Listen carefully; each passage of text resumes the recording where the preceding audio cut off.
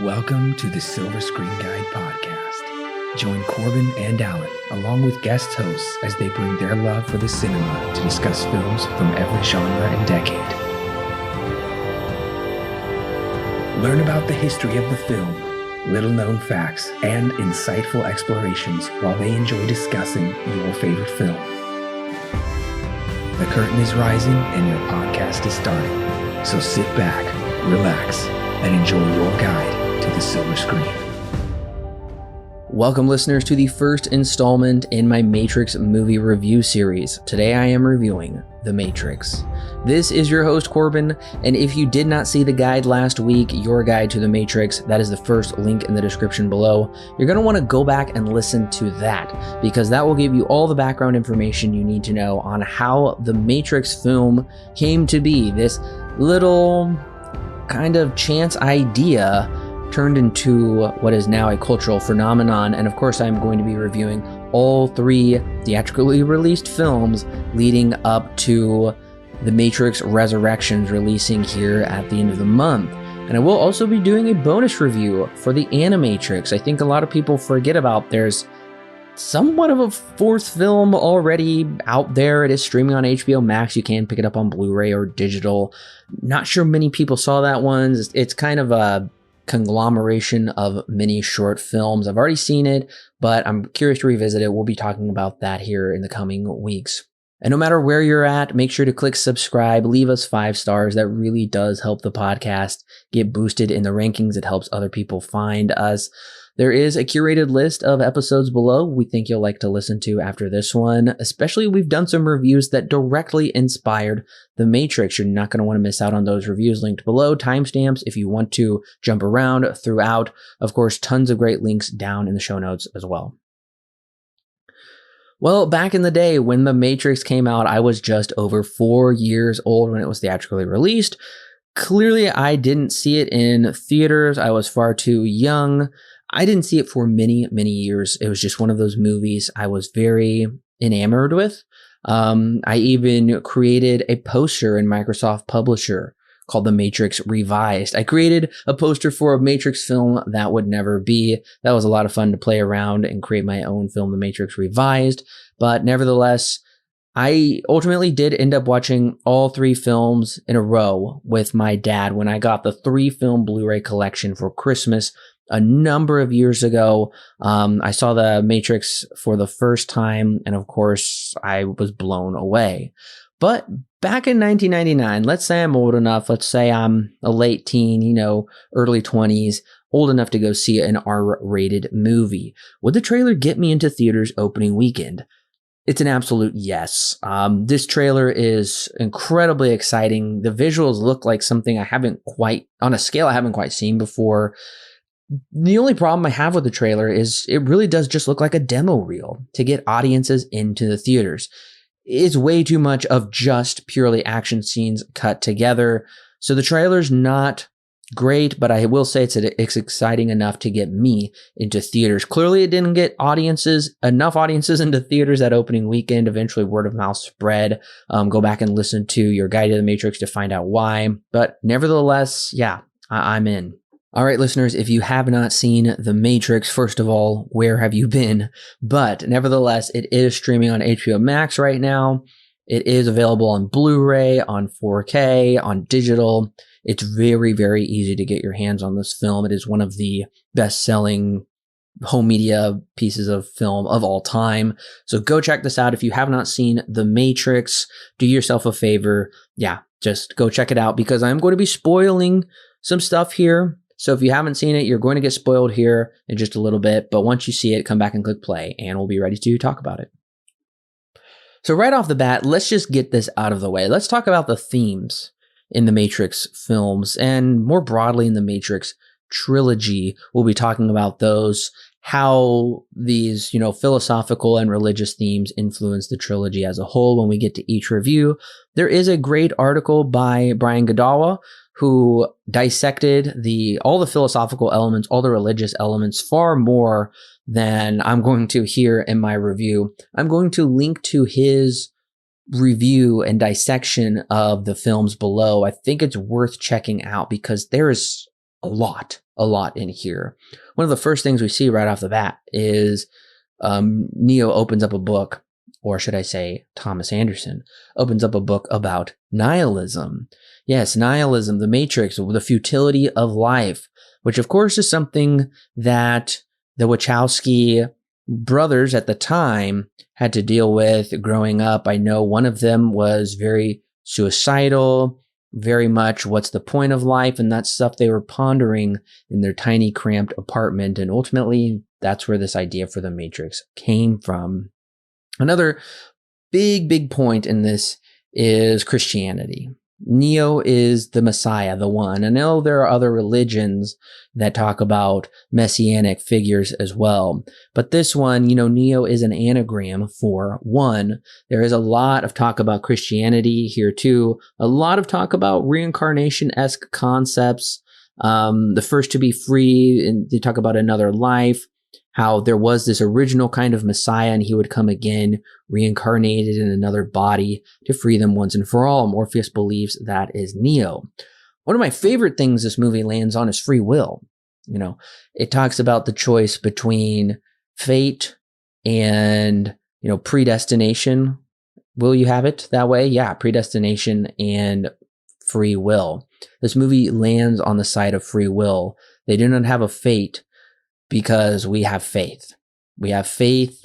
You don't need to know things concretely. I find that a very interesting, concept, a very interesting conversation. I love theological stuff, and this movie really delves into it. I'd also ask the question, is ignorance bliss? And yeah, some people would prefer to just have the wool pulled over their eyes. And I think this really, I'm not going to get political here on this review, but I do think that is a place where the world is at today.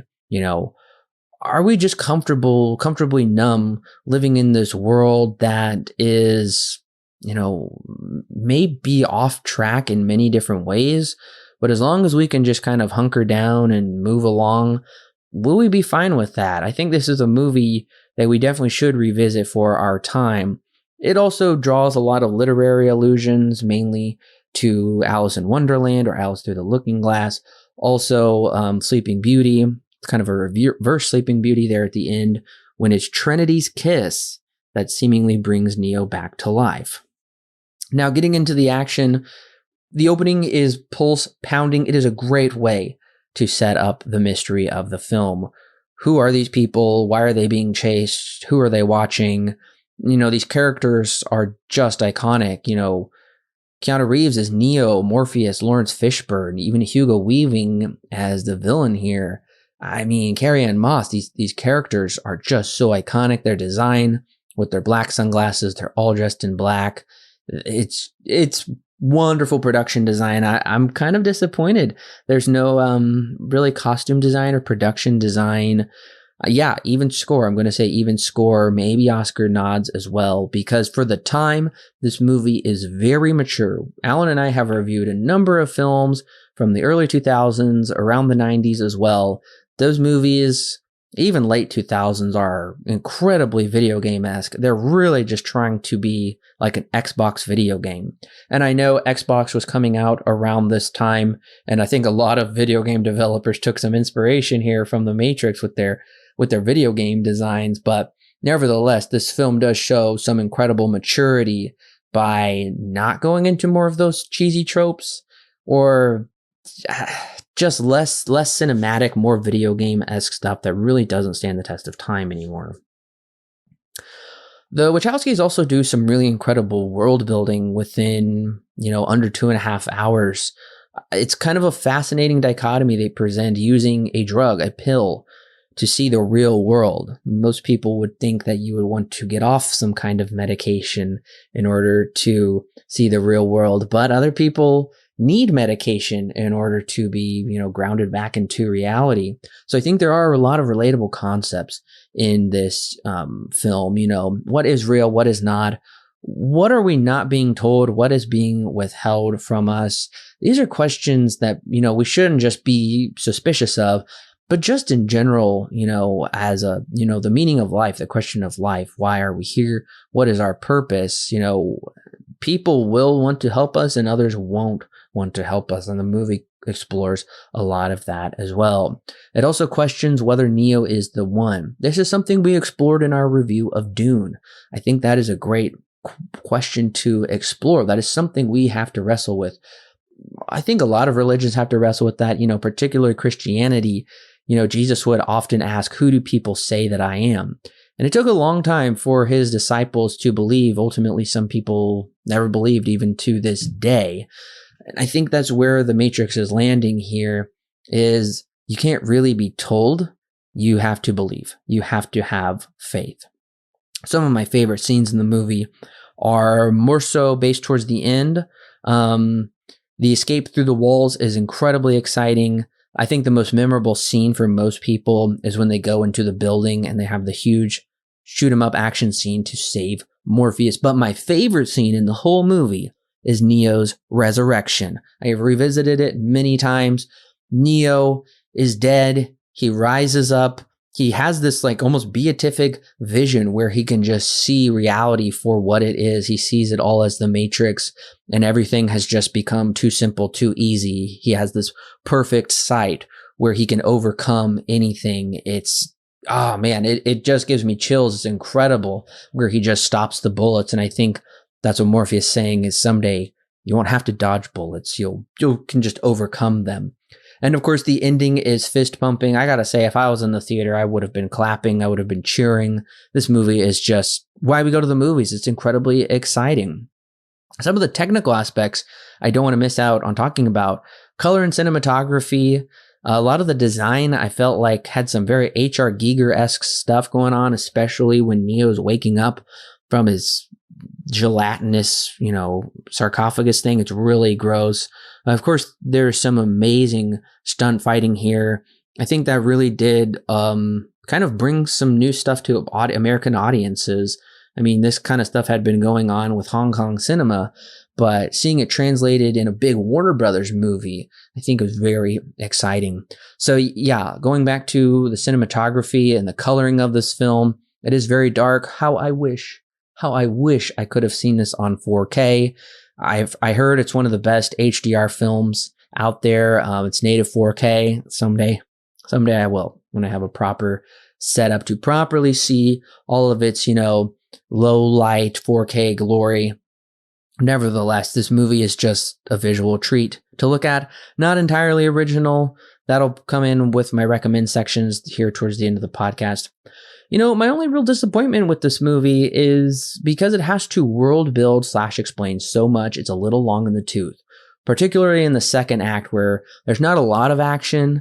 And then I feel like the third act is action heavy, where it's fight scene after fight scene, almost a bit too much probably for some people, myself included. I'm kind of ready to get there to the end. I think one of the main negatives is some of the philosophy is too mishmashy. They're trying to combine too much, or it gets to be a little too gobbledygook at times, where it's just like, okay, you're just pulling in a lot of different philosophical elements and not having a whole lot to say about them or landing on certain ones. I think once you read Brian Goodall's article, especially, he really, really does a fantastic job dissecting all of that here in this movie. I think you'll see what I'm talking about. But to me, I'm worried they're going to either forsake it in later movies and not have anything to say, or they'll just simply try too hard. And I'm curious to see where the series will land with it. The Matrix is a tour de force in cinema. It provides action aficionados with some incredible wire fu mixed with groundbreaking visual effects. Those looking for a more intellectual film have their share with quite a few explorations into the philosophical and religious. What the Wachowskis put out really is what cinema is all about. Escaping reality for a while to go into a world we can get lost in.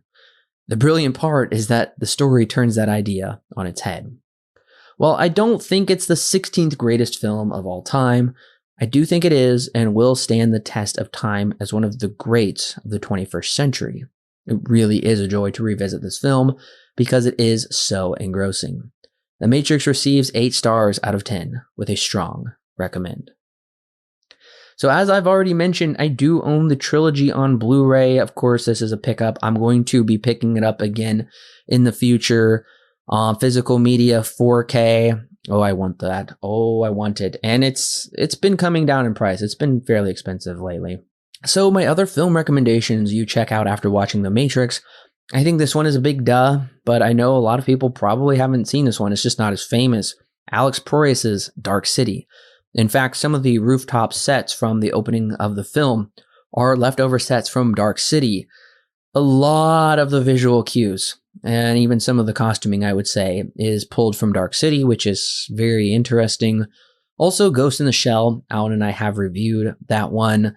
There is a lot of inspiration taken from Ghost in the Shell. We're talking about the original anime. We have reviewed all of the movies, but check out the original anime, which came out in 95, I believe. Also, Fight Club. This film competed with Fight Club at the Oscars, as I noted in your guide.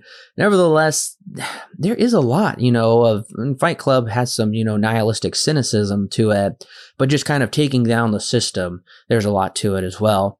And a bonus recommendation is Jin-Roh, the Wolfbrigade. I had no idea that movie came out the same year as this one, but I do get a lot of those similar feelings of, questioning the direction of society and our overlords, quote unquote, is found in the Wolfbrigade, another great anime. Well, it was actually just a little over 4 years later that The Matrix Reloaded hit theaters with a major punch. That film did crazy numbers at the box office, but you'll have to wait just a few more days, listeners, to find out why it took them 4 years to finally put out a sequel to an incredibly popular film. Usually, that's not a good sign. That is a weird thing to happen. So we're going to dive in your guide to The Matrix Reloaded, why it took them so long to get a sequel out. Well, listeners, the question after the show is The Matrix a modern classic? I'm going to say yeah. I'm going to say it is a modern classic of cinema. It remains to be seen whether the sequels are that way, but in the meantime, send me an email, silverscreenguide95@gmail.com. I will read your email and I will read your answers on the show so we can see, what we all think of The Matrix. I think I know what a lot of you are going to say, but nevertheless, don't forget to subscribe if you haven't already subscribed. Share this with your friends and family. We love talking about movies and we love talking about them with you. And no matter where you're listening, give us 5 stars. It really does help us in the podcast rankings. And of course, listeners, I'm very excited. I will see you next week for The Matrix Reloaded.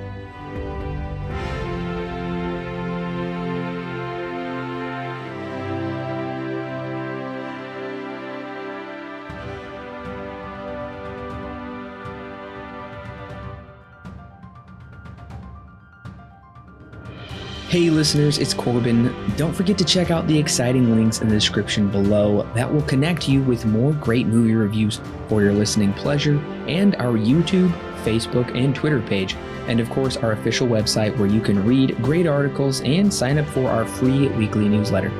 Also, if you want exclusive bonus content such as extra movie reviews, movie commentaries, and our thoughts on the latest movie news and trailers, plus more, then check out our Patreon page. It's a great way to help keep this show free, and it gives you great content that's yours to keep. All of that and more is found in the description below. Don't forget to subscribe whether you're on YouTube, Apple, Google, or Stitcher, or your favorite podcast service. And while you're at it, please leave us a 5-star review so other movie lovers can more easily find our podcast. We love talking about movies, and we love talking about them with you. So don't forget to share with your friends and family, and we'll see you next week, listeners.